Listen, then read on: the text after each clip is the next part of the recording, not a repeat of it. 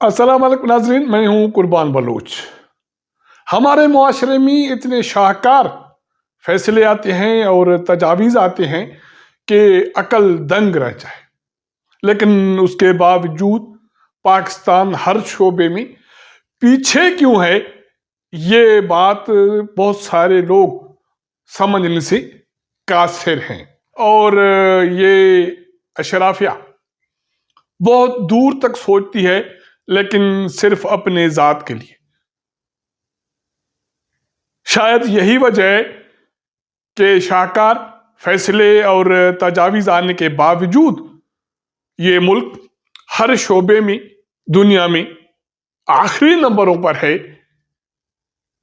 और ये सूरत हाल इंतहाई न सिर्फ अफसोसनाक है, मेरे ख्याल में इस पर सोचने की जरूरत है कि ऐसा क्यों हो रहा है। आजकल सिंध के जुनूब में और पंजाब के राजनपुर के इलाके में डाकू राज की बात हो रही है और सैकड़ों लोग, मासूम लोग अगवा हुए हैं और डाकुओं की तहवील में है। ये डाकू शायद सैकड़ों होंगे जिनके पास जदीद असला है और मॉडर्न टेक्नोलॉजी से वो लेस हैं। वो जदीद असला शायद पाकिस्तान के सिक्योरिटी फोर्सेस के पास भी नहीं है और ये असला ऑलमोस्ट ये कहा जा रहा है कि अफगान जंग में नेटो फोर्स के पास मौजूद होता था और अफगानिस्तान से ये असला सिंध के कच्चे में और पंजाब के कच्चे में डाकुओं के पास कैसे पहुंचा और उनको ये असला चलाने की तरबियत किसने दी, और ये सैकड़ों डाकू रियासत के सिक्योरिटी फोर्सेस और पुलिस के काबू में क्यों नहीं आते। पहले एक दौर था कि डाकू का तस्वर ये होता था कि वो मुंह पर कपड़ा बांधकर कोई फोटो बनवाते थे या मीडिया से बात करते थे और हाथ में बंदूक होती थी या ज्यादा से ज्यादा AK-47 क्लाशनकोफ होता था। तो ये तस्वर होता था कि ये डाकू है और यकीनी तौर पर खतरनाक डाकू होगा। लेकिन सब कुछ तब्दील हो गया।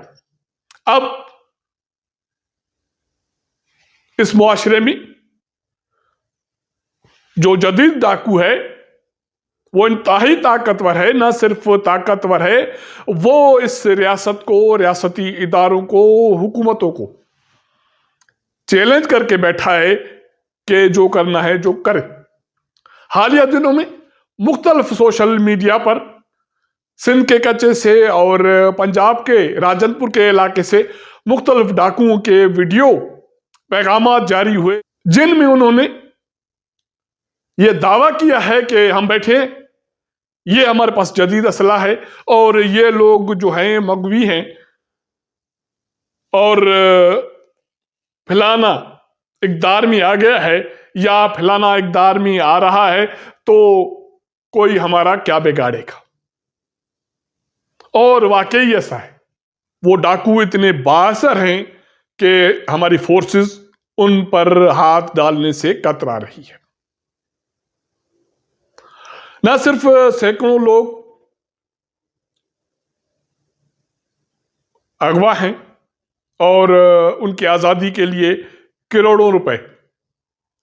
तावान मांगा जा रहा है। सिंध के जुनूबी इलाके शहदाद कोट, कंदकोट, शिकारपुर, बहुत सारे ऐसे इलाके हैं जहां सिंधी हिंदुओं की अच्छी खासी आबादी होती थी और वो फलाही काम भी करते थे और सिंध के समाज में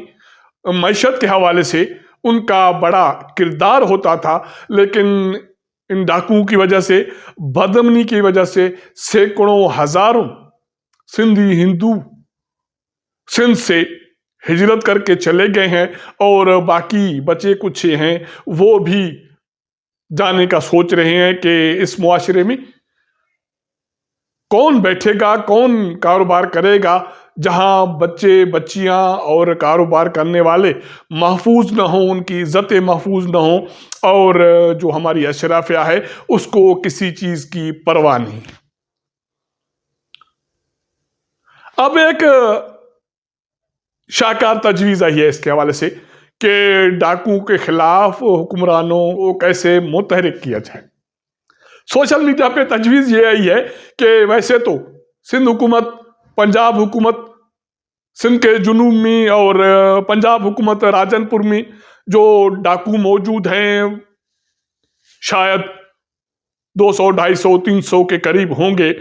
یقینی طور پر ان کے پاس جدید اسلحہ بھی ہوگا اور وہ بہت بہادر بھی ہوں گے، ان میں کوئی ہاتھ نہیں ڈال رہا، تو پھر یہ کریں کہ ان ڈاکوؤں کو تحریک انصاف میں شامل کریں اور یہ لیبل لگا دیں کہ یہ تحریک انصاف کا حصہ ہیں، تو یقینی طور پر جو موجودہ حکمران ہیں وہ سندھ میں ہو، وہ پنجاب میں ہو، شاید وفاقی حکومت شہباز شریف کی بھی خبردار ہو جائے اور یقینی طور پر ان کے خلاف ایک فوری کارروائی ہوگی۔ میرے خیال میں ایک انوویٹو آئیڈیا ہے کہ موجودہ حالات میں یا شہباز شریف کی پچھلی دور حکومت سے جب سے عمران خان اقتدار سے ہٹ گئے ہیں، یا 9 مئی کا جو معاملہ ہوا ہے اس کے بعد تحریک انصاف کا کارکن ہونا، مطلب کہ پولیس اور باقی جو قانون نافذ کرنے والے ادارے ہیں ان کی آنکھ کا کانٹا بننا، تو دیر نہیں ہوگی، بعد یا تو جیل جائے گا یا ریل میں جائے گا۔ تو یقینی طور پر شاہکار تجویز ہے میرے خیال میں حکمرانوں کو اس پر یقینی طور پر دھیان دینے کی ضرورت ہے کہ اسی آئیڈیا کو لے کر کم سے کم ان ڈاکوؤں کے خلاف کارروائی تو کریں کہ معصوم لوگ جو عذاب کا شکار ہیں ان کی جان چھوٹ جائے۔ اب حالت یہ ہے کہ آج مجھے کوئی دوست بتا رہا تھا کہ رمضان کا ماہ چل رہا ہے، ابھی عید میں تقریباً 19 سے 20 دن ہیں، لیکن سندھ کے لیے اسلام آباد سے یا راولپنڈی سے ریلوے میں کوئی سیٹ نہیں مل رہی۔ اس کی وجہ کیا ہے؟ اس کی وجہ یہ ہے کہ جب سے سندھ کے جنوب اور راجن پور کے علاقے میں جب موٹر وے بھی محفوظ نہیں اور جو مسافر بسیں ہیں وہ محفوظ نہیں، نہ صرف ان کو لوٹا جاتا ہے، مسافروں کو اغوا کیا جاتا ہے اور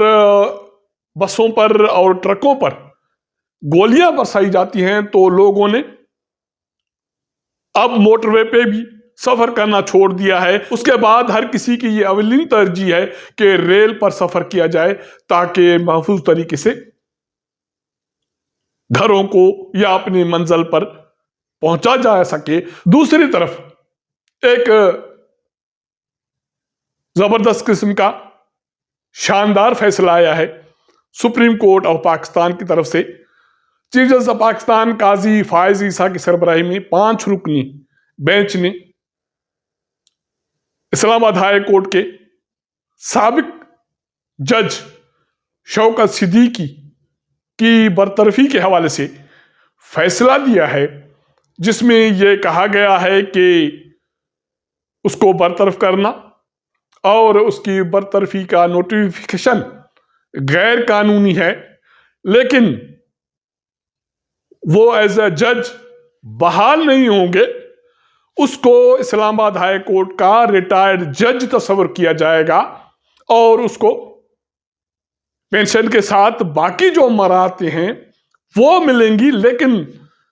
وہ ایز اے جج بحال نہیں ہوں گے۔ جب یہ فیصلہ آیا تو میں نے پڑھا اور اس کے بعد پھر میں نے جب غور کیا تو مجھے یہ بات سمجھ میں نہیں آئی کہ اگر کسی کی برطرفی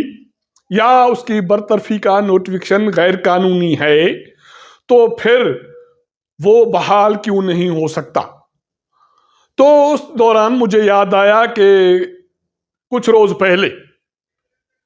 صدر آصف علی زرداری کے ریفرنس پہ فیصلہ آیا تھا، جو انہوں نے شہید ذوالفقار علی بھٹو کے عدالتی قتل کے خلاف دائر کیا تھا، اور سپریم کورٹ نے اس پر ایک فیصلہ دیا تھا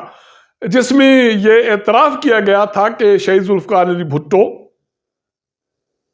کو فیئر ٹرائل نہیں ملا، اور ان کے جو بنیادی انسانی حقوق تھے آئین کے مطابق وہ بھی پروٹیکٹ نہیں ہوئے۔ تو اس طرح یہ ایک ناانصافی ہوئی، لیکن اس میں عجیب بات یہ تھی کہ اس فیصلے میں بھی شہید ذوالفقار علی بھٹو کو جو پھانسی کی سزا ہوئی تھی، سپریم کورٹ کا وہ فیصلہ ماضی کا وہ کالعدم نہیں ہوا تھا۔ یہی بات اب سابق جج شوکت صدیقی کے فیصلے کے حوالے سے ہے کہ عمران خان کے دور حکومت میں جب justice Saqib Nisar chief justice of Pakistan تھے تو اس کی سربراہی میں سپریم جوڈیشل کونسل نے شوکت صدیقی کو اس بنیاد پر برطرف کیا تھا کہ انہوں نے راولپنڈی بار میں ایک خطاب کیا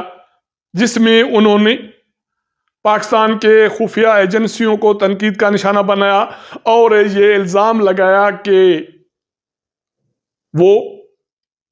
عدالتوں کی کارروائی میں مداخلت کر رہی ہیں، اور انہی کے اشاروں پر یا ان کے احکامات پر عدالتیں کارروائی کرتی ہیں۔ تو اسی کے بنیاد پر